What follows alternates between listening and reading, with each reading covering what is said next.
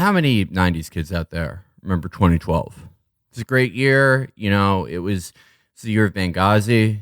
It was the year that Bill Maher went on TV after Benghazi and was like, I'm as tolerant as anyone, but I'm sick of Muslims killing people because of cartoons. He's so brave. That was brave. Glenn Greenwald actually was on that episode and like shit on him.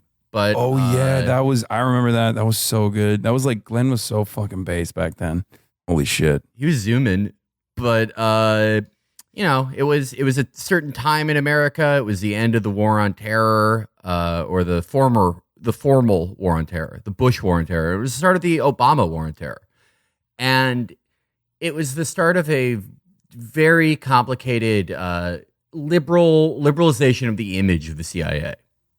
And the show that we are doing this week, I'm having, of course, Hasan Piker on. I decided I would subject him to this utter dog shit. Oh, yeah. He remembers this time like I do. We're doing Homeland. It's a very interesting show. Homeland it was made by a guy named Gideon Raft, who based Homeland off of Hatufin, a similar series he did on Israeli TV. And Gideon he's not just a random Israeli. His dad was an economic advisor to the Israeli embassy. When Gideon went back to Israel to do his mandatory service, he was a paratrooper. He was a band of brothers. And in the late 90s, when he gets out, he goes into the tech business right before the dot-com bubble burst. But this being around like 1999, 2000, you could just, you didn't need like 8 unpaid internships. And he immediately goes to New York City and becomes a co-director on Mr. and Mrs. Smith. This leads to him doing The Killing Floor, which was like, I remember being a decently received thriller. And then he goes back to Israel. And when he goes back to Israel, he starts studying indigenous Jewish show business techniques, indigenous TV magic of the Israeli. He does Hatufin, which is a show about a prisoner of war, an Israeli one who gets Muslimized during captivity. And people love Hatufin, and he gets clouded up. And Hollywood is like, Gideon, come back. We need you to do this show, but do it for Americans. And we need you to do it with Damian Lewis from Band of Brothers. He also made Tyrant around this time, which is did not fare as well as Homeland did. It is a show about the Assad family, basically, but is far worse acted and far more nakedly propaganda than Homeland is. So it only went one season. It sort of had the FX curse of being buried, with similar shows. But Homeland was, in its own way, genius. I think I think Chris should put in the thing right here of the CIA ad where the girl says she's a millennial with anxiety and imposter syndrome. I am a cisgender millennial who's been diagnosed with generalized anxiety disorder. A proud first-generation Latina and officer at CIA. Because that all came from this show. Oh, yeah. Yeah, this, for people who don't know, for, large portion of our audience that was born in 2012. This is a show that is mainly about Carrie Matheson, played by Claire Danes. She's a CIA operations officer who is bipolar. I love this. Look, first of all, can I just start off by saying you've given me irreparable brain damage. I watched this. I think like one show back in, like one episode of this back when it first came out. And back then I was like, I'm in college. I'm a liberal. I'm getting laid. I don't really care. I don't really care too much. You know what I mean? I want like universal health care. Well, not universal health care, like a nationalized healthcare system, but like, yeah, I don't think too much about it because I was just like, I had turkey brain, Like, yeah, Americans are weird. And I watched one episode of that and I was like, yeah, this seems kind of weird. I don't know what's going on here.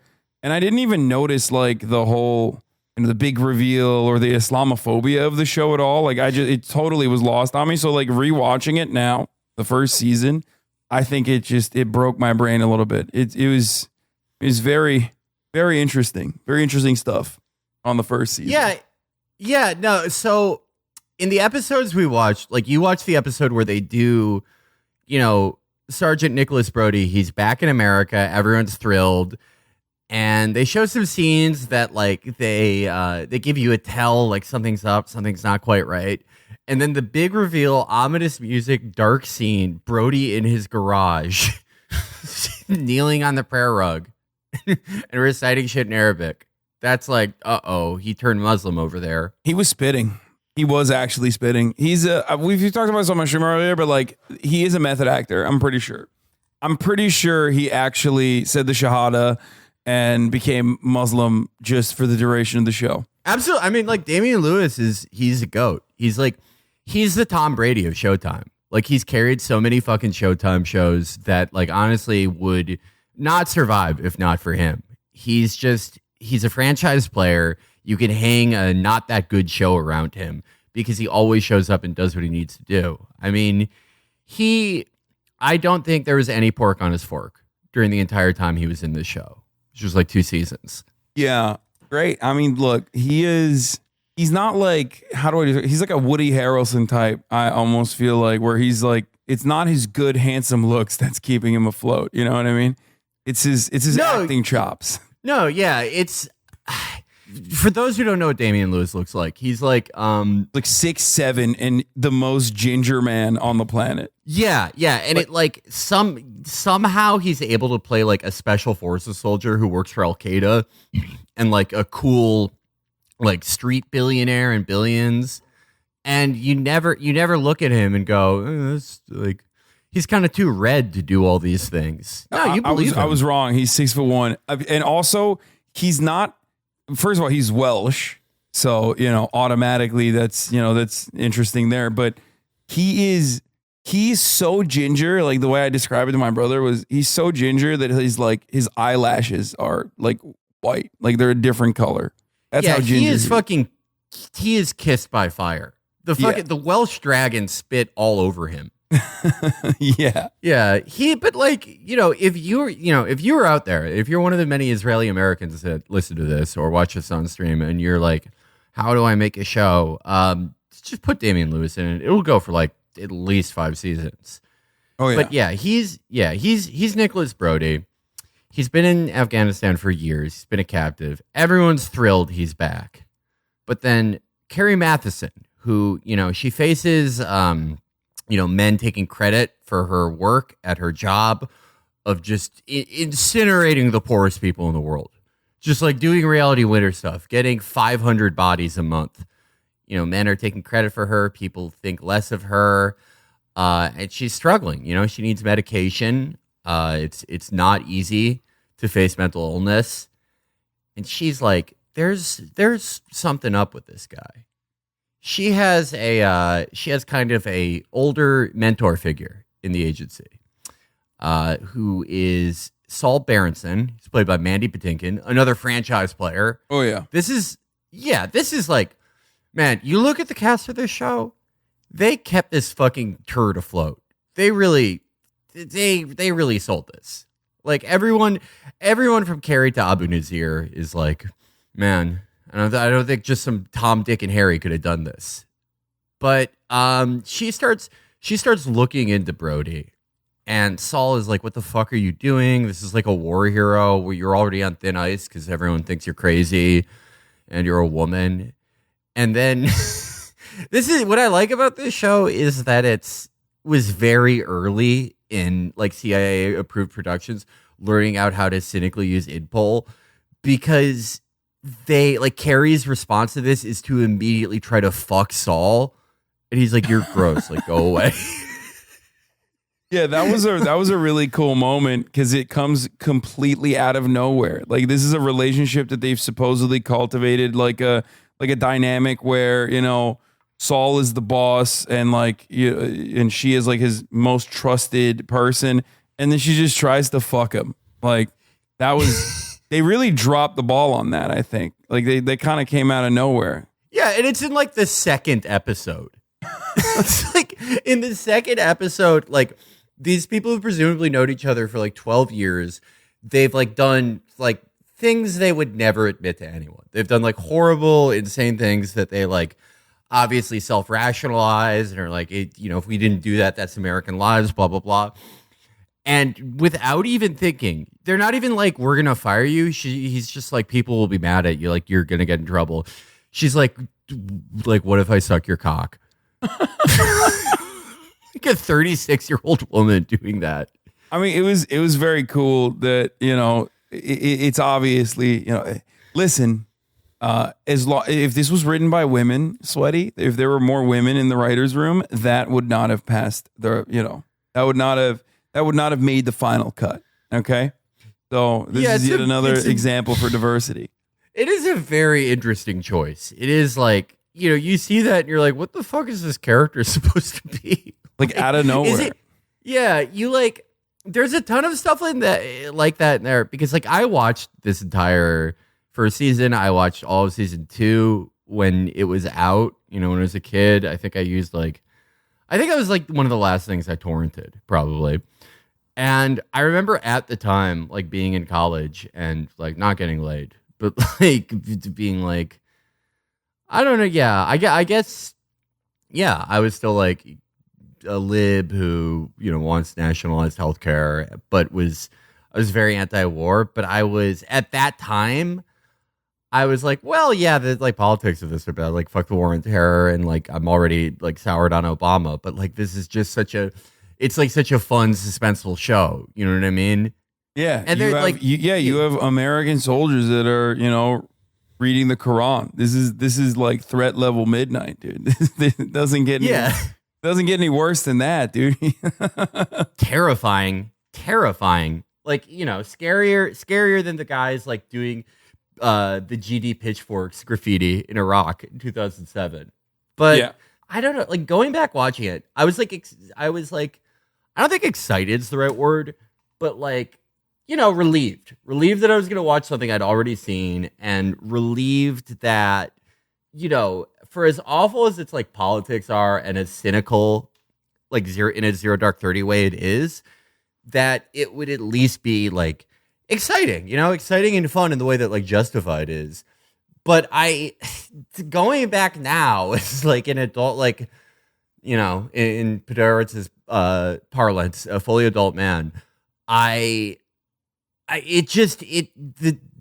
clunkiness of everything else took away from all the suspense plots. Like, is Carrie going to get this bugging device on this guy? Are they going to be able to flip this guy who is at their, they have that CIA Ghislaine Maxwell character, the double agent that Carrie uses. And they're are they going to be able to like blackmail this evil guy? And it's like very competent, thriller, middlebrow TV horror shit.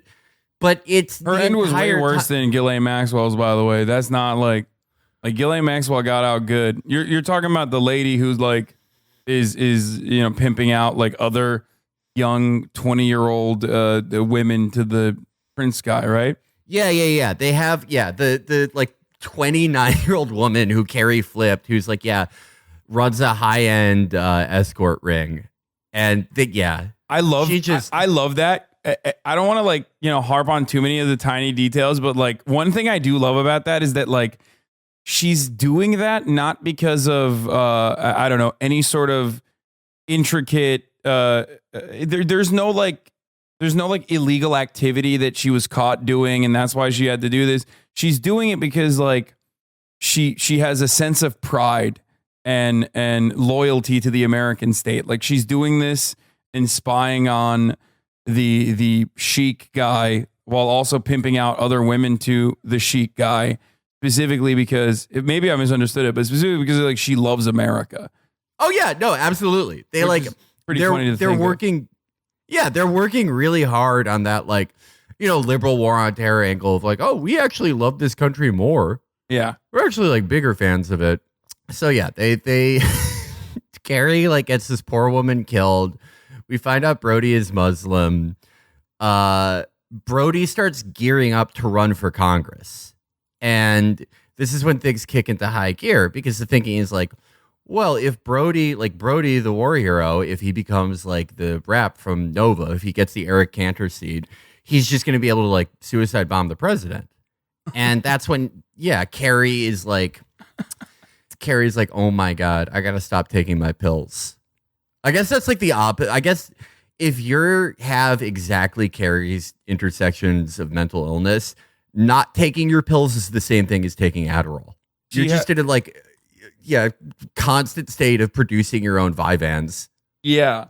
One of the things I thought was interesting about that in particular was that, it's the stigma of having mental illness that was stopping her from actually, coming out. But I guess the CIA no longer cares about that, right? Like, can you be bipolar now and be in the CIA, like, openly? I don't think bipolar. I feel like if you could be bipolar or like schizophrenic and be in the CIA, they would absolutely put that in an ad. But that's why, like, in that ad, the only mental illnesses people have are like, depression and imposter syndrome. Yeah, no, they have like a new disease that WebMD invented in 2021 that's called like youngest child disorder, shortest cousin disease. I don't think they let you be bipolar. I think that they've like loosened up rules about drug use, just because it's like, who are you gonna find? You're gonna find a fucking weirdo. That's how they got stuck with all those alcoholic Mormons. Yeah, I mean, it's who they're recruiting from too. Is like you got like fucking liberal Yale graduates that you want to be a part of your agency, and like a lot of those kids are, they're coming from like upper middle class or even like wealthy families. You know what I mean? Like you're not gonna get, like, there's gonna be a lot of that there regardless. People are just like more aware of it. Yeah, and get medicated for it. I think like the real purpose of that test, honestly, like this is a digression, but I think it's to like find someone who either is like a weird nerd that you can convince into doing anything, which is, why in the golden age the CIA had famously alcoholic Mormons and teetotaler Catholics, or someone who's like at least with it enough to, when they're asked that question, will just lie. Yeah. But still, unfortunately, I do not think you can. Maybe you can. I don't know. I feel like the rules are different. Like, I don't think, though, that you can be like bipolar and be there. I think like you could. There are some things you can do, but I don't think you could like be in the field per se. But regardless, Carrie's in the field. Carrie has like a search warrant on Brody, and it's running out. So she Yeah, her surveillance guy is named Virgil. She gets this like awful bald man named Virgil to help her wiretap Brody illegally, and she's kind of like paying him out of pocket. It's sort of like a black budget, like violating posse comitatus item, and they're wiretapping Brody. Meanwhile, Brody is, he doesn't necessarily feel the heat being turned up by Carrie yet at this point, so early in the show. But there is some heat on him. He's in contact with Abu Nazir's guys. He's concealing details about his detainment. Like he's hiding these scars he has from being beaten. No one knows he's Muslim yet.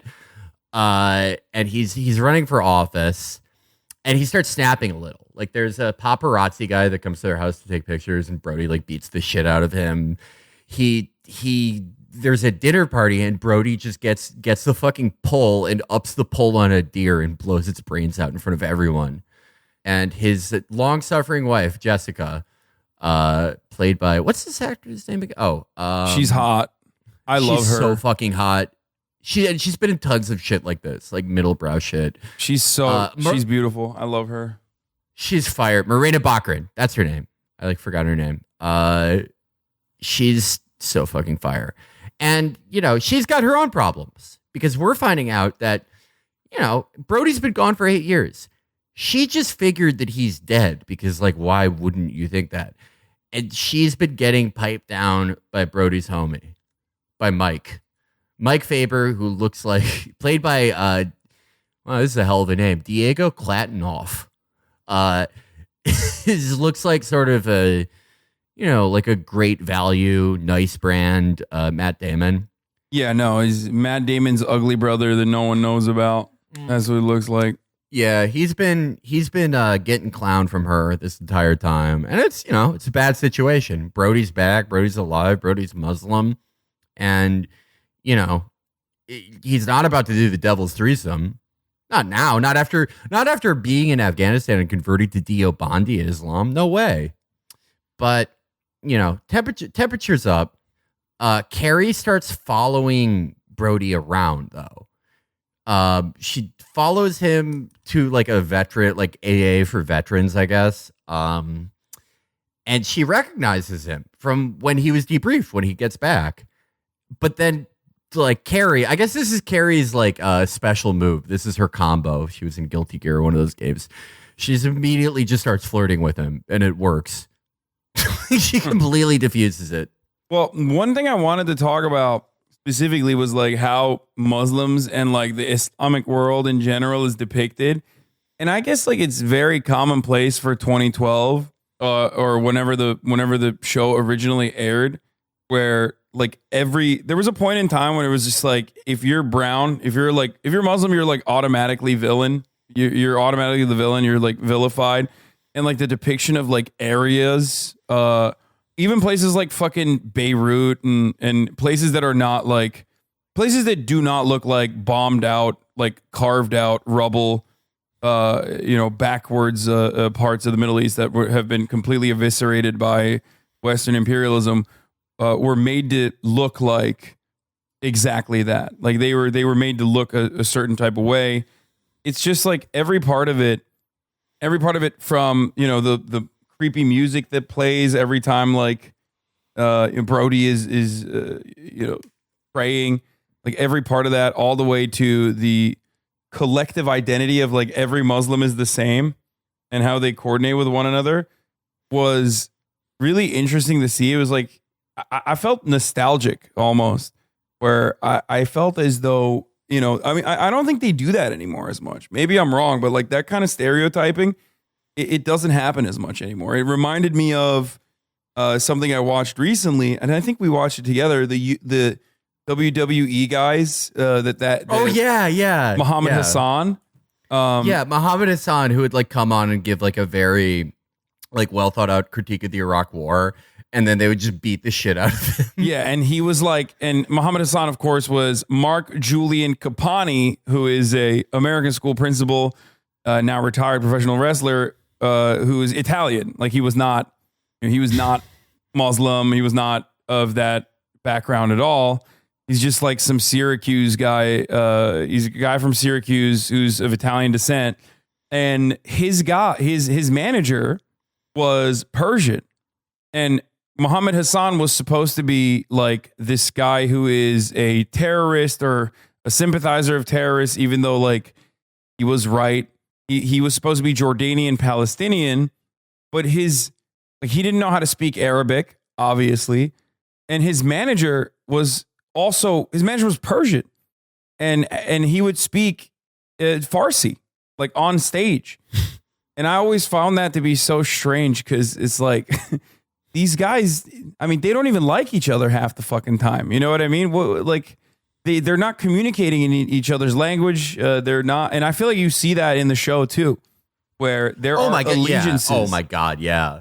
There are allegiances crafted that you pointed out that I find to be very, very interesting, because it's like it goes back to the was it David Frum who added the line of Iran into the axis of evil? Yeah, the thing that like stopped Iran from cooperating with us. In Afghanistan, literally. Yeah, which I guess they kind of wanted, but yeah. Yeah, well, I mean, they ended up still fighting against ISIS and being like an asset in the Middle East, regardless, an ally in the Middle East, regardless of what like the American media has portrayed Iran as, right? And it's just funny that like they missed out on like one of the most significant breakdowns in allegiances in that regional conflict. Like the ongoing geopolitical struggle between Sunnis and Shias, and having all of that be the exact same, like the connection between Al Qaeda and Iran, and everyone is actually a part of the same thing because they're ultimately united under Islam. Yeah. There, and Iran had like, a motive outside of trying to please the United States in Afghanistan. There was a ethnic minority of Shias that they really like felt that they, whether for political reasons or like from the bottom of their hearts, like really felt like they had to protect. And it was sort of like a mutually agreed upon goal, and Axis of Evil completely like obliterated that. But it's on its face, you look at that and you go, that's a huge fuck up. But then you look at like, what was the point of Afghanistan really for the people that knew since the beginning, like the people running the war? I mean, yeah, the point was to never achieve concrete goals. like we let bin Laden get away all these times. It was just a 20-year fog where they could steal as much as possible. But it's very interesting that this like more liberal show that's trying to take like a more liberal angle to, sell Obama voters of the CIA just completely like accepts like the Stephen Hayes, David Frum line that all the bad Muslims are working together, but there's also a certain type of perfect good Muslim who's highly westernized, and you can tell they're good because they don't live, as you've pointed out, don't live in like the mud huts that all other Muslims live in. Oh yeah. Like any Muslim who isn't sufficiently like pro-America in all these shows, like no matter how liberal they were, until like really like 2019, it portrays them as like living on dirt floor shacks. Like they just don't care, I guess. But then you got to be afraid they're animals. You also got to be afraid of the bow tied or the suit and tie Muslim too, because then the suit and tie Muslim is actually doing fifth column shit where they're they're like behind enemy lines, and they're actually westernizing specifically with the express purpose of like, destroying America from within. Oh, there is something very interesting in season 2 that I'll get to that, you haven't seen, but it's very telling. There's half of who Carrie tails and Carrie like tries to flip and fuck with are like, suit and tie Muslims, where it's like, oh, I'm normal. And then they go home and like beat the shit out of their wife. It's like, oh, look, none of them are normal. But we're about like halfway through this season now. And the CIA wants to bring Brody in because they've captured this guy, Afzal Hamid. Was a survivor on a raid on an Al-Qaeda compound, and they want him there because Hamid supposedly tortured Brody when he was in captivity. They, in front of everyone, they have this big like dust up, and Hamid later kills himself, but Carrie's like, what the fuck? I don't trust this. I think Brody did something. I think Brody slipped him a razor blade so he could kill himself so he couldn't give anything up. And then Carrie like gives a polygraph to everyone who is in contact with Hamid, including Brody. And she's, Brody's a true double agent. He's cool. But that cool can only last so long. He goes over to Mike at the funeral for Walker. I didn't introduce Walker. My bad. Walker is was he the drunk? There's like a Greek chorus of Brody's friends who are all drunk all the time. Walker isn't like the drunkest one, but Walker is like one of like a guy who was captured with Brody. Yeah, he's the. Brody beat Walker to death. Brody beats Walker to death in the first episode. Thomas Patrick Walker is the Marine who was in active duty, and he was a scout sniper. He was like he was the guy who holds the binoculars, right? Or was Brody the one who was holding the binoculars? I guess he was the shooter. Yeah, Walker is the shooter. Brody, they're having the funeral for Walker, and Brody feeling the heat again. He's found out from his daughter that Mike's been having an affair, that he's been busting down Marina Baccarin, giving her the back shots, and just beats the shit out of him in front of everyone. Brody's been acting awesome ever since he got back. He immediately, everyone's like, what the fuck? What are you doing? And he's like, I'm done. This family doesn't understand me. And he calls Carrie. And Carrie, like, the best thing you can do on antipsychotics, gets wasted and fucks Brody. But while she's drunk, reveals like why she gave him the lie detector.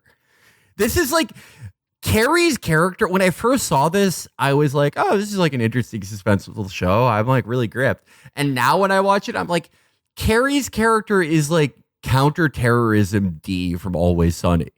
Like she fucking sucks. Yeah. Good instincts though. It's amazing instincts. Like, yeah. After I mean, even when she went to the AA meeting and then like continued on with the conversation, like after seeing him there, after seeing Brody there, I don't know if you remember that in the beginning, where like she's like attending an AA meeting, or not an AA meeting, I think it's a PTSD meeting, sorry, where they're talking about, you know, I guess she's talking about how she has PTSD or she's going to. And I couldn't tell if that was like organically, if she was supposed to be there, or if she was like actually trailing him and like, you know, did one of those like random meetups. But it seemed like she was organically there, and that's why she walked away. Like even then, she like establishes contact with him from the jump in ways that, you know, totally compromise her position as a security operative. Like as someone who's supposed to be surveilling this person from afar. She really fucking blows it. Like she gets drunk, she fucks him, she's hungover giving him a polygraph, and you know, obviously like he passes all of it. And then she asks him, like, have you ever been unfaithful to your wife? And he goes, no, never. And like, you know, she just fucked him. So she's like, oh, I found out he's a liar. It's like, you really took the long way there. You really like, you have unorthodox and maybe not that effective methods. But anyway, you know, after the polygraph, after Carrie is like, holy shit, this guy's a fucking liar. It might be an Al-Qaeda double agent who wants to kill the president. She goes off to have a dirty weekend with him in a cabin.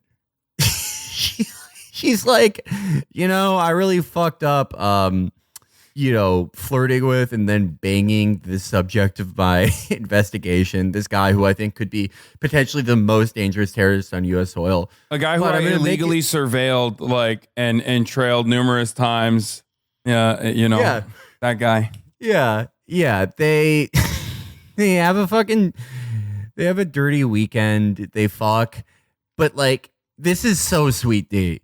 I love how Sweet D this is. Like, after, like, the first day of their dirty weekend, she's like, oh, I've actually been spying on you. Like, she doesn't mean to, but she reveals it in a very Sweet D way. And then she's like, well, like, you know, I get that you're mad, but I think that you're working for Al-Qaeda. Huh. But Brody goes, well, I'm not. I am Muslim, though, and I did kill Walker, and I think Abu Nazir is cool, but I'm not in Al-Qaeda. Yeah, because he was Hezbollah. Yeah. That's what he was. Yeah. He was being truthful there, because he's like, you know, I'm not. I'm actually, you know, I'm Hezbollah, not Al-Qaeda. But of course, you know, it's same on the show, so it doesn't matter. Yeah. No, he's you know, they get a lot done. And Carrie calls Saul and is like, well, you know, if you're not going to fuck me, you know, look who I got. Not really. But she's like, oh my God, Saul, I've found out so much. Saul, he's a Muslim and he killed Walker. And Saul's like, actually, Walker's alive. Somehow. This is really like, they jumped the shark pretty early. Walker is alive. They tell Walker's family, but not Brody.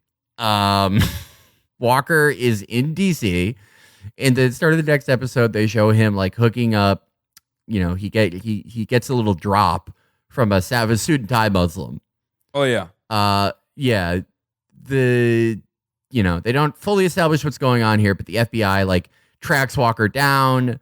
This is realistic. The FBI accidentally kills like two random Muslims trying to walk Walker down in the mosque. That is quite realistic. But Walker, you know, being another flipped Muslim, being another secret evil Muslim who's dealing with the suit and tie ones, he immediately gets a pole that they hid in the mosque because that's where you keep it. And he's got like a PSG-1.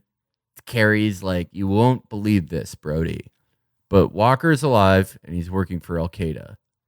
Brody ends up just fucking stealing off the suit and tie Muslim guy.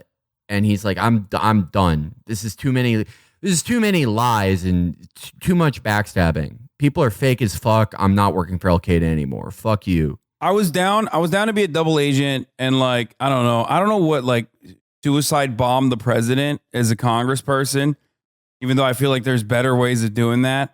But now that I've found out that Walker is alive, this is a step too far, I think. Yeah, no, it's dude, people switch up on me too much. Yeah, fake friends I really need to be alone can, right now. I can't be doing this. I'm done. It is the perfect like guy who bitches about fake friends because it's like, well, yeah, I know that I'm like a double agent. I know that I like try to beat my friend to death, but like, you know, I'm like nice to my wife. Oh, no, I would never lie like these guys did. Even though he did cheat on her. He did cheat on her, but like he knew that Mike. He was for you. That was, I think, after he found out that Mike was piping her down. Yeah, and also like. When an insane woman that's been spying on you is like, do you want to like to go to a cabin? You like, no man's gonna say no. I'm sorry. Yeah, no. Carrie's got gorilla grip for sure. Oh my god, yeah.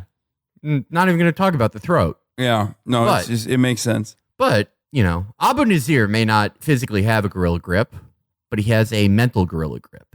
That's right. He has the good pussy of Islam. Because now we're doing flashbacks. I love that because like, that's the most compelling part, though, Felix, is like these guys have such a strong hold and such a firm hold ideologically on these people that they've turned, obviously through torture and brainwashing, like Manchurian Candidate style shit, but also because, you know, the holy faith, like being reverts. I mean, when you think about it, Homeland actually is about how reverts are way, way, way more aggro than like, you know, people who were born into the religion. So in that sense, I do see a little bit of realism there. I mean, yeah. Isn't that like the guys who did the worst atrocities for ISIS were guys who were like, I'm getting really back into being Muslim.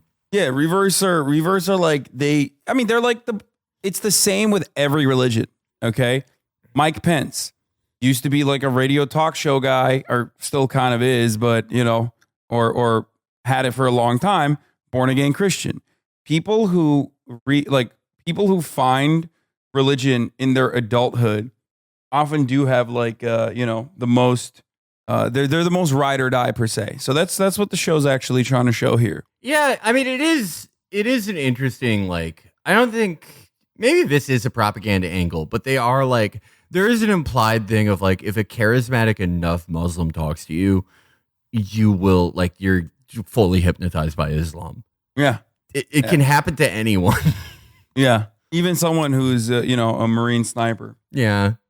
But yeah, so they show like a few years into Brody's captivity, Abu Nazir came in and was like, all right, we're done fucking you up. You can sleep on the good dirt floor and I'm your friend and I'm going to have you teach English to my son. And they actually named the son Isa, which is the name in the Quran for Jesus Christ. Yep. But Brody's like, I miss my kid so much. I love Isa. He's a sweet little boy. And everything's going great. And then Isa is killed by a drone strike that was authorized by Vice President Walden. Walden says that any of the dead children shown were actually terrorists, which is a pretty realistic thing for an American president or vice president to say. Brody's fucking pissed. We kind of find out the reason that Brody's about to do this. He does have a just cause. Walden and everyone else is a murderer, but really so is Carrie. Really is everyone Brody's interacted with and Brody. You know, they're all just as culpable, but nevertheless, the CIA figure out suit and tie Muslim. They're like, oh, this guy did the switch up on us. They really can't do anything because the guy's a diplomat for the Saudis. Also kind of realistic. Brody gets snatched and grabbed by Abu Nazir's dudes, and they FaceTime with Abu Nazir. And Abu Nazir is like, don't fucking switch up on me. Come on, man. Like, we were both there. They killed my son. You're gonna run for office and you're gonna win. You're gonna do this for me. And just like that, next episode, Walden is like, Brody, we want you to be Eric Cantor. And Brody's like, absolutely. This is the best time of my life to run for office. The CIA is interrogating suit and tie Muslim, Saudi diplomat. They find out that he's got a planned meeting with Walker. Brody goes to Carrie's house for some reason and is like, hey, I'm going to be a representative. There are more cabins in our future, but you can't tell anyone. You can't tell anyone I busted in you. I mean, that's pretty realistic. Maybe not the CIA part, but like, you know, representatives busting in random women. She's a little like old for a representative. That's true. Yeah. Yeah, he's like, don't tell anyone. Don't tell anyone. Representatives I usually slept with only a bust in- 34-year-old woman. Representatives usually only bust in like, foreign espionage actors like the Maria Butina lady or the, was it Fang Fang or something? What was the fucking one The Chinese Swal- spy that Eric Cantor fucked. No, Swalwell. Or Eric Swalwell. I have Eric Cantor on the brain. Which, by the way, Eric was Swalwell. awesome. I mean, good for him. He needs to, doing a tough job. He needs to be able to get laid. She was hot, too. Yeah, I don't know why people are mad about that. But not for me. Was she? Oh, she wasn't hot? Neither. I don't think Maria Butina nor the Chinese spy was they weren't for me. They were not my. They're not sending their best, I think. Okay. I'm searching for her. I know this is like a huge digression. She just looks like I'm just saying. She just looks like a normal lady. Like she just looks. Oh yeah, what the fuck? Yeah, this is just like a normal woman. He could have just gone on Bumble. What the fuck's going on? Yeah, literally. Oh wait, no, wait. I saw. Oh wait, no, that's a different woman. Yeah, I mean, she's not like neither of them are like ugly or busted, but it is funny. It's like, why couldn't you have like just gone on Bumble? I think like I'm sure there's tons of women that would fuck Eric Swalwell. Yeah, because they hold Eric Trump Swalwell's accountable. he's a quirked up white boy. He's goated with the sauce. You know what I mean? Like he's got like a jock physique. I don't know why I don't know what happened. I mean, I guess she was a big fundraiser for him too early on. So maybe that's how. I don't know. Anyway, this is a total random aside. This is a total digression. I just want to say, Eric Swalwell, if you are listening, you would kill on Bumble. You get a lot. No spy woman would trick you. You just like fuck some cute normal women. But anyway, back to Homeland. There's like a complicated thing with a briefcase that I thought was very exciting when I watched this the first time, like almost like 10 years ago, and now now it's just like I don't care about these characters. There's like a briefcase bomb, the suit and tie evil Muslim dies, several innocent people do.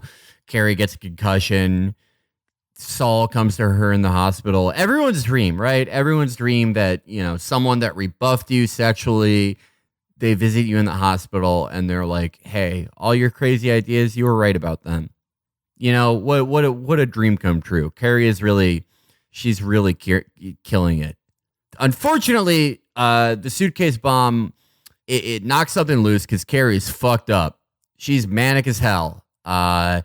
Saul has to stay with her at her house while she's just, go back to some old Chicago slang. Carrie's tweaking. Carrie's like got a green felt pen. She's going crazy. She's like, Abu Nazir's here. He's fucking, I fucked this guy in the cabin, and this guy got a briefcase from him. And Saul's like, calm your crazy ass down. But he doesn't know what to do. He doesn't know you can just, if someone's having a bad trip, you can just give them a Xanax and it kills the trip. He thinks he has to be nice and like make her tea. And little does he know he's accomplishing nothing. Brody is, doing campaign stuff. He's like, oh, we're going to some fucking battlefield. I'm gonna get my picture taken with my family, who has never been more alienated with me. But that is that's a pretext to meet with an Al Qaeda guy, and he gets a suicide vest, and he's fitted up. This is like he went to Indochine and got tailored. This shit's fucking glistening off of him. It's drip and die. Carrie, through like the fog of her mania, kind of figures out the timeline after Abu Nazir's son was killed, that he may have like successfully flipped Brody. She calls Brody to try to talk about ISIS, try to talk about Abu Nazir, and that, like, unfortunately, another CIA guy comes and is like, Brody told me everything. Brody told me that you fucked him, that you spied on him, that you spied on his family. You're fucked. You're suspended from the CIA. Tough. And this is the penultimate episode. This is where it all goes down. Brody does a Walter White style video where he's like, what's up? I'm Brody. I'm Muslim. I'm so fucking mad at the Vice President Walden. I did this. I blew myself up. He's locked in. He's ready to go. All these guys are at the State Department, including Walden, for some, bullshit sanctions package or something. And Brody's invited, and Brody's tacked up with that vest on under his suit. Walker, we find out why he had the sniper rifle. He creates chaos. He does some DC sniper shit. He fucking blicks up 3 people with the PSG-1, creating chaos. Brody, Walden, everyone, they're rushed into a bunker. They're like, it's going down. They're shooting people. Carrie's like, oh my God, that's what Walker's purpose was. That's why we had to think he was dead. We needed a really good sniper. I guess, I don't know why they needed like a great sniper to just kill 3 people randomly and created a problem. I guess they needed a guy who they flipped, but I don't know why they couldn't have just like gotten anyone.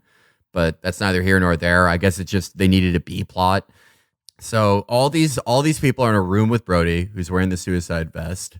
Carrie goes to Brody's house again and is like, look, I know you're really mad at me for everything, but your dad is about to drip and die. He's about to hit the suicide vest. He's about to take everyone to hell with him, including Walden. I did like this part. They show Walden to have an awful, disgusting family. Like the son is like a little fucking pervy cunt.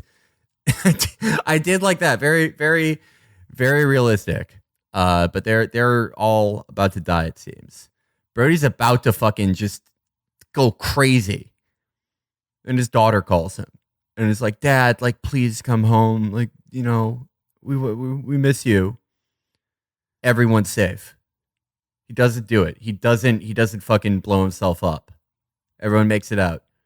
Brody, now safely home, has a rendezvous with Walker. I just want to point something out here, just to pause for a second, but like, this is logistically incredibly unsound as far as like assassination methods goes. I feel like they took the longest way they could to the situation. Like this is not the Al Qaeda of 2001 that made the most out of box cutters. Okay, this is they're unnecessarily complicating things a lot in the minds in the minds of the person who wrote the show. No, yeah, they well, I mean that's TV, right? You have to like fill time with B plots and shit. You know, you have to like the whole Walker B plot was just like we got a fucking hour to fill. Like he didn't have to be a congressperson to like or use a suicide vest or blow himself up. Yeah, it is. Yeah, no, but it's like welcome to the magic of TV. That's all I can say. Yeah, you're really learning about middlebrow. What makes middlebrow TV middlebrow? It's great. It's captivating. Yeah, but he's Brody talking on the phone. He's like, "Look, I know you're mad at me for not like killing all these guys, but like I'm so close now. Like I'm gonna win my election, and the next I can like kill the president."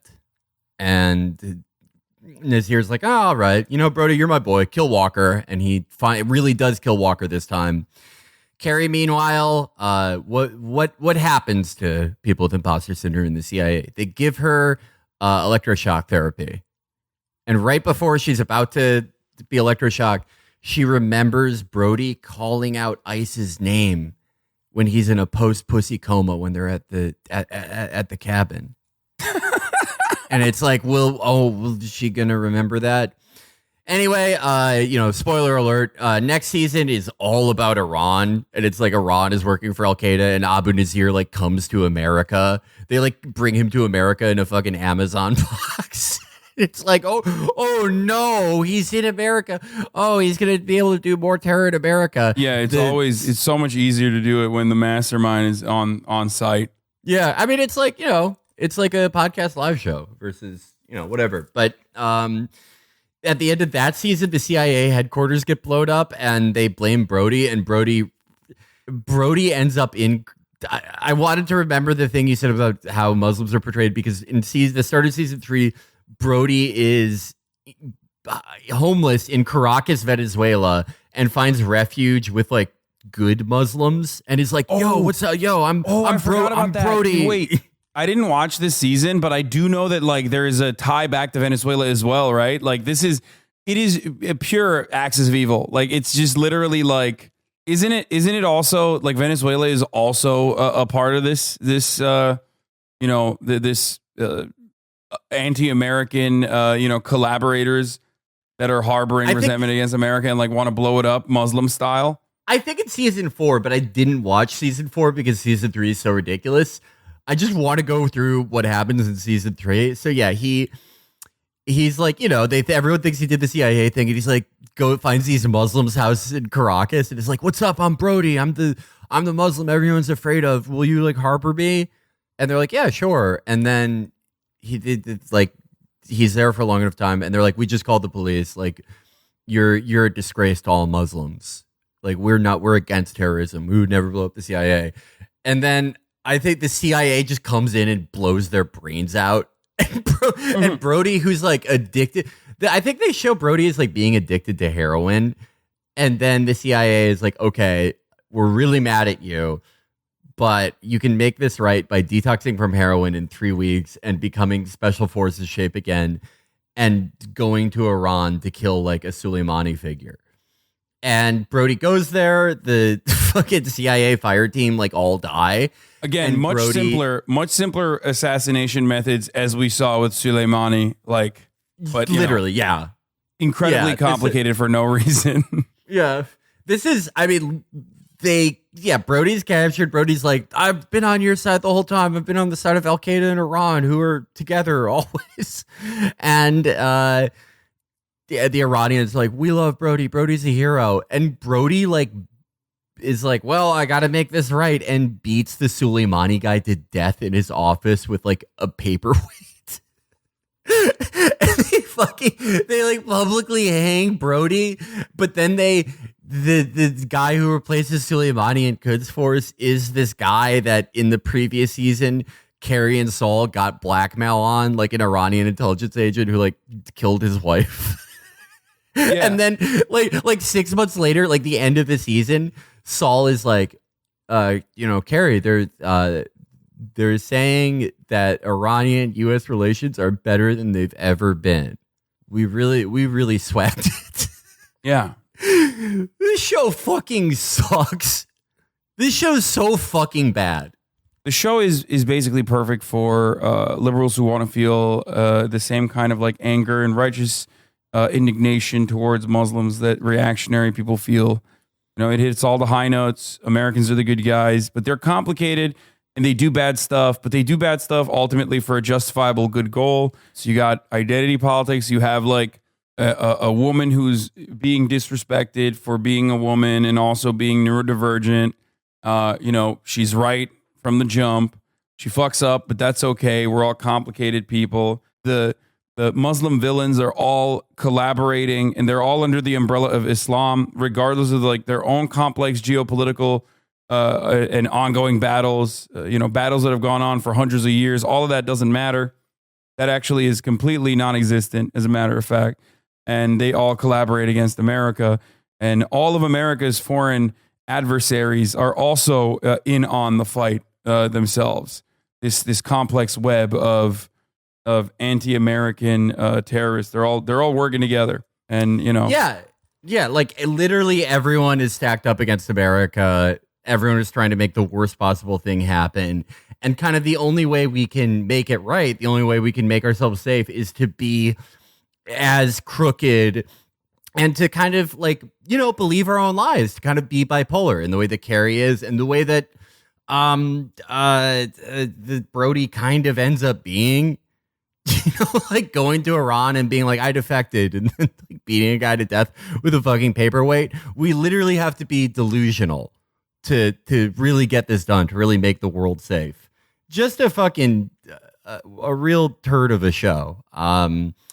It was definitely a pilot run on the sort of like idolization of the CIA and intelligence. I would say that Zero Dark 30, a spectacularly boring, overrated movie, is the refinement of this. Altogether, the first 2 seasons, I would say, are like very competent thriller espionage writing, but you can literally just watch Justified. You want a thriller, an episodic thriller, just watch Justified, man. You'll feel better. My dad loves Justified and shows like that, and he'd never watched Homeland, but he knew a lot about it, and he immediately came over and spoiled it for me as soon as I was while I was watching season 1. He was like, Brody, it fucking dies, right? Like, I don't know how they continue. He literally just sat down and was like, oh, you're watching this show? Brody dies. was like, oh, thanks. I mean, not that I was gonna watch the rest of it, but like, still kind of messed up that he just ruined it. Your dad has like the exact same taste in TV as I do. Yeah, it's sick. Yeah, he loves watching trash TV. Did not watch this. Did not. He avoided it. I don't know why. But he just didn't find it entertaining, I guess. But also still knew that Brody died. I don't understand how it went on for 8 fucking seasons after Brody died. Oh my God, it like really gripped like NatSec Libs. Like they fucking loved this. And then like, I don't know, a lot of people who it's hard to describe. Like a middlebrow show like this is like very exciting to watch because it has like way better performances than you would see on like an equivalent product on most basic cable or network. And like, yeah, no, Claire Danes is a great actor. Fucking Damian Lewis, amazing actor. Everyone loves Mandy Patinkin, but it's sort of it really hides the shit flavor of what you're swallowing, and they definitely like ran out of ideas midway through season 2, and it became really fucking dumbed down and like kind of as stupid as 24, I would say, which I also found to be a totally joyless show. Yeah, I looked at the synopsis of like the seasons post season 2. And on season 3, it says, in the aftermath of the terrorist attack on Lanley, Brody has fled the country. So we already talked about that. He's in Venezuela. And then Carrie is working as season 4. Carrie's working as a CIA station chief in Kabul, Afghanistan, and later Islamabad, Pakistan. She oversees a botched drone strike on the suspected location of a terrorist mastermind. Then season 5, 2 years after the events, Carrie's no longer an intelligence officer and is now working as the head of security for a private charitable foundation and its billionaire owner in Berlin. Like, so she does, I mean, there is some realism there, at least. Like, she's moving into the private sector, doing defense or defense contracting work. And then after that, she goes back and she's working in season 6, living in Brooklyn, working at a foundation that provides aid to Muslims living in the United States. And also this season 6 features the first female president and occurs between election day and inauguration day. So in the 2016 season leading up to the season that they shot in 2016 had a female president winning. So I think a lot of that absolutely signals exactly what the audience they're going for, which is, like you said, NatSec Libs. I just, all of this is like depressing and discouraging, but I want to especially point out how grossed out I am that they had her live in Brooklyn. Come on, guys. Can we not do that? They're ruining the sanctity. Can we avoid doing that? But hey, this is, I guess that is sort of the genius of the show. It does track what like very enthusiastic like Obama bots and later, whether they K-Hive or Pete Heads or any of those, what they were into. It really tracks their interest. And it's sort of the last gasp of a sort of like liberal open racism against Muslims. I guess it still exists, but the thing is more like you don't talk about them. You don't talk about or show that they, live on dirt floors and you can't trust 80% of the types of ones you see, and that the good ones just die. They get killed by bad ones. They're all weak or they're evil. But the way that racism shows is like, it's good to make your career by killing a ton of them. That like reality winner who has like 500 bodies in the Muslim world is somehow like a hero, I guess. That's how it shows, but it's no longer as explicit as it was in Homeland. I don't know how big of a constituency there is for people who like legitimately. I think just like the normal position now is like the maybe not the CIA as much. I don't think people think about the CIA that much, but the FBI is like liberal and they're going after, white supremacist, Trump supporters and stuff, which I mean, here and there they do that, but it's obviously never going to be like, it's kind of like the CIA's like KKK operations versus like the way that they treated the Black Panthers. You know what I mean? Yes. Yeah, absolutely. So it's never going to be anything but that. It's never going to be anything beyond that because like the CIA, the FBI itself is also a white supremacist institution with like express white supremacist interests in its inception. So I don't know how big of like a like how much people love the CIA and like the NatSec liberal audience, or how big that audience is, beyond just like, yeah, they protect us. I think our agencies, like, they're cool and they're supposed to be protecting us. But would you say that the show's like the West Wing for that small constituency?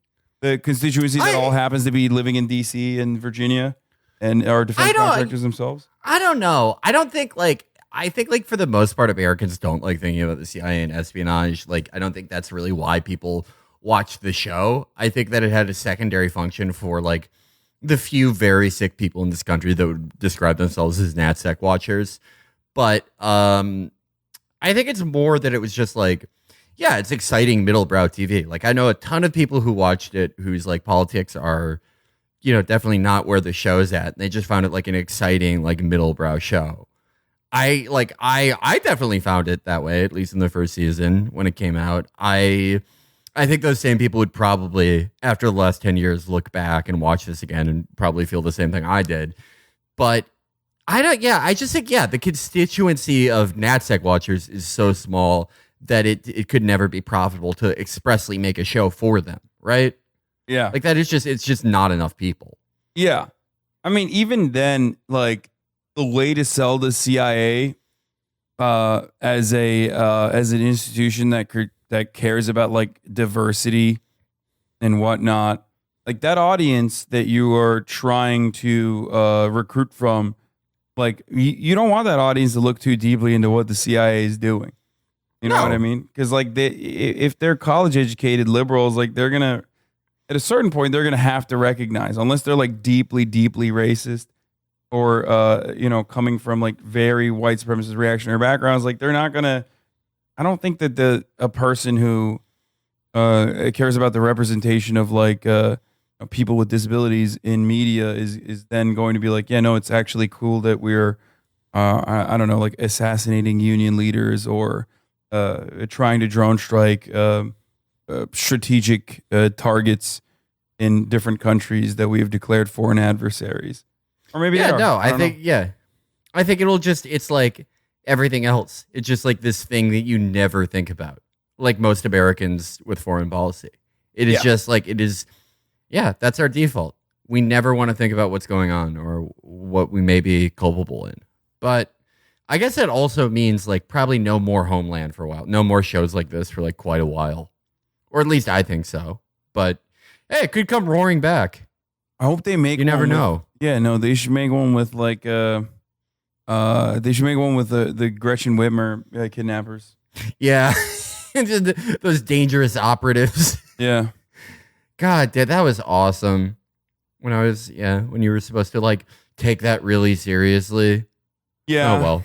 The worst part about it is that there are some really fucked up people out there. You know, you got the Atomwaffen people. You know what I mean? There's like definitely some fucking serious Nazi types that are, ideologically positioned. They do, I mean, I get death threats from people like, not like that, but definitely people who LARP as them regularly. So on the one side, I recognize that, like, how do you deal with that? What do you do? How are you supposed to deal with that? But then I do know how you're not supposed to deal with that. And that is by, I don't know, things like other neurodivergent white anarchist dudes or whatever the fuck in the middle of nowhere that just are LARPing as like weekend warriors into purchasing Tenorite and, and getting guns so they can catch them in the act of doing something when you're the one who goaded them into doing it. Yeah. I mean, like, I totally agree. Like, there are awful people out there in this country every day. Like, there are truly evil people who, like, want to do, like, violent things or, like, have done them. But, yeah, the more that we learn about how the FBI, the kinds of contact that they have with people who commit these acts a lot of the time, the more you wonder how much they're actually helping the problem. And, yeah, I don't know what the solution is, really. Like, solution as far as like something that isn't like broad reaching in a sort of transformation of society, but it does seem like our current methods of goading these guys into doing something so you can at best so you can get a big win is not very good. Is not smart. Is not helping anyone.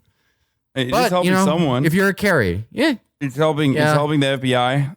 It's helping their budgets. It's making them look good in the eyes of the media, in the eyes of people that are like at least like kind of following along that watch MSNBC. But that's pretty much it. No one talks about the Whitmer guys anymore. I think even like the NatSec watcher people realize those are just like fucking saps. Yeah, they were dopes. Well, I mean, they got fucked. Yeah, look, the rule of thumb is like if your CI is doing like 70% of the conversation, if he's engaged in like 70% of the logistics, like then those guys weren't doing shit. They were not going to be able to do shit on their own. You're just you're putting on a show. Yeah, I mean those guys got indicted for like having a scary group chat, basically. Like, what a bad situation. What a bad security apparatus we built. That's depressing. There's no one even as like cool as Mandy Patinkin in there in real life, actually. Yeah, but who knows? I mean, we'll see. I don't know. Now I'm gonna go back and watch the latest seasons because I want to see what happens to Carrie. Just skip to season 3. It's so funny. I want to see season 6 when she's working for a foundation that provides aid to Muslims living in the United States. Like how that works. You know what I mean? Is she atoning for her sins? Probably not. I suspect she's just like one of those. It's like Majid Nawaz types. You know what I'm saying? It's just like, yeah, like an ex-Muslim. Yeah. What's the other lady that's like anti-circumcision, anti-female circumcision? She fell off. I know who you're talking about. She really did. A lot of those guys did but why did they fall off? Because no one cares anymore. Like it's kind of a faux pas. Like it's kind of that people just know that like it's a no to just like say these things now out and about. Like Bill Maher doesn't even talk about it as much anymore. Like everyone's too focused on cancel culture now and how fucking woke the libs are or whatever to care about like how woke the libs were about Islam, like about how Barack Obama was a secret Muslim sympathizer. Yeah, and I guess that is kind of like a good closing note for this. That like everyone you see, not everyone you see, I think that's a little too broad, but a lot of the people you see who are like hectoring you about like vote like a black woman and refugees are welcome here, up until like really up until like Donald Trump started talking about Muslims. They were just fine with like the most awful rhetoric and treatment of Muslims by the empire. Yeah. Just the But fucking it's the worst. same- It it's was the same with totally Black Lives okay Matter. for a very long time. Yeah. It's the same with Black Lives Matter. Before Donald Trump came out against Colin Kaepernick, like even the Pod Johns were not very fond of BLM as a movement. And this is like all retcon now. I feel like people just like totally forgot about this, but that was a turning point for BLM. Like BLM turning into obviously what we know it as now, which is a co-opted, completely commoditized movement that isn't what the actual movement is on the streets, obviously. But before we got to that stage, like it was still considered to be negative. And that was just only until they assassinated all the guys who actually like lived in Ferguson and shit. Oh yeah. Once they killed those guys, once those guys were dead, it was like, okay, now we can like this can be something that like Nike and like Gushers tweets about. Okay. Yeah. It's just like I do think that liberals themselves are pretty like they are reactionary in that way, where they do operate on a reactionary point of view, not only when it comes to like actual revolutionary movements or any sort of like radical activism that occurs on the ground. Their immediate predisposition is like, nope, don't do that. That's terrible. That's going to hurt our chances in the in the midterms, or that's going to hurt our chances in the election cycle. Like the Jim Clyburns of the world that say stuff like that, right? But also they also react to like what conservatives are stating as well. Like they kind of find their own political ideology, or rather the things that they claim to care about, the movements that they're on board with, by what movements the Republicans are against. Well, I mean, like that is in that way, that's kind of like the cultural space that like something like Homeland or Zero Dark 30 occupies. There was like this internalization of Republican like war on terror rhetoric, where it's like, oh no, actually, like we're going to do a better job in the war on terror than Bush. We're actually like we care more. We would have killed like more people in Afghanistan. We actually like Obama ran on like Afghanistan's the good war. I'm going to spend more resources there, and it was very clunky for a while. The first iteration of it was like John Kerry, but Homeland is like.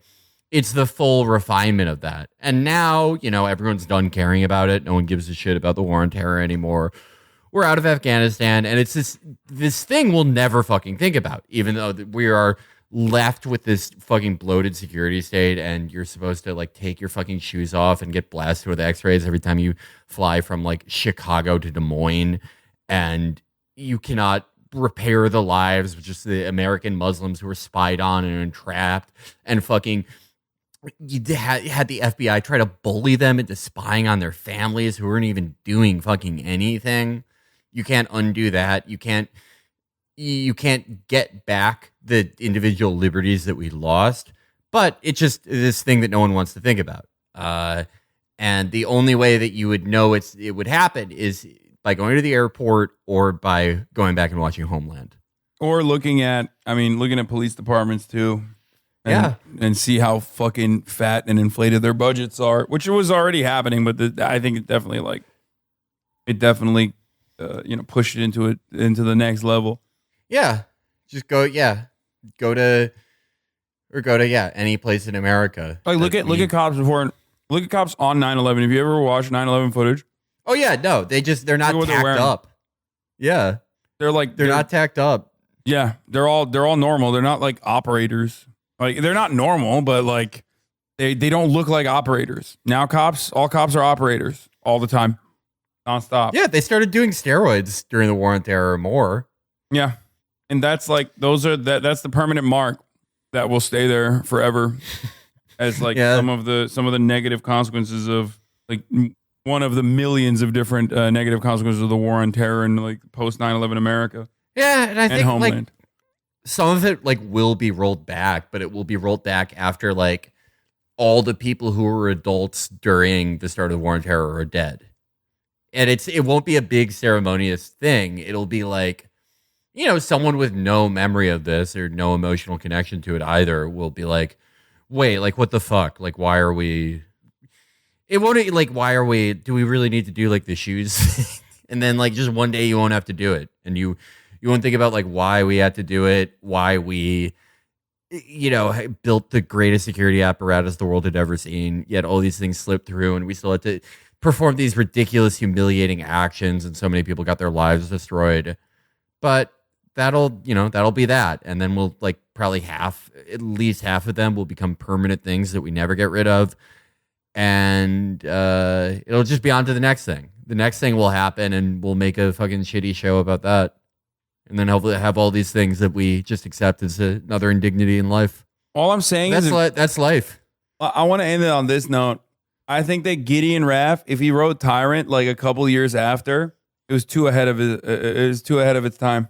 Like the Assad sentiment had not like fully fleshed out. Like people just didn't care, I think, when he first popped off with it. When it came out, do you remember like around the time it came out in 2012? It came out like a year after Homeland did. And around that time, there was like a big thing about Obama talking about the red line in Syria, right? And all these Republicans in Congress were like, no, like, fuck you. You're not like, we're not getting involved in Syria. And there was like this viral picture of this guy in the U.S. Navy with his face and like name tag blanked out. He was holding up a sign that was like, I didn't sign up for the Navy to provide artillery support for Al Qaeda, which was, it's one of those things where it's like, actually, like that kind of is your job. It's like literally the type of shit we do. But I think like the country seemed like very against it. I don't care what polls say. People just seem very against it. But Hasan, where can people find you? People can find me on my Twitch stream at twitch.tv/Hasanabi, or on Instagram at Hasan D. Piker, or on Twitter at Hasan the Hun. That's where I'm at. I'm mostly just on Twitch though, all day, every day. For like the few people that don't know you, we will put like links to everything and links to your podcast in the description of the show. Thank you so much. Thank you for having me. This was wonderful. My pleasure. This will not stand, this aggression against Kuwait. His relentless pursuit of terror. We will make no distinction. The USS Cole was attacked while refueling in the port of This was an act of terrorism. Terrorists who committed It was a despicable and cowardly act. those who harbor. The next time we're going to swing for you is one of the good old days. Until something stops him. I'm just making sure we don't get hit again.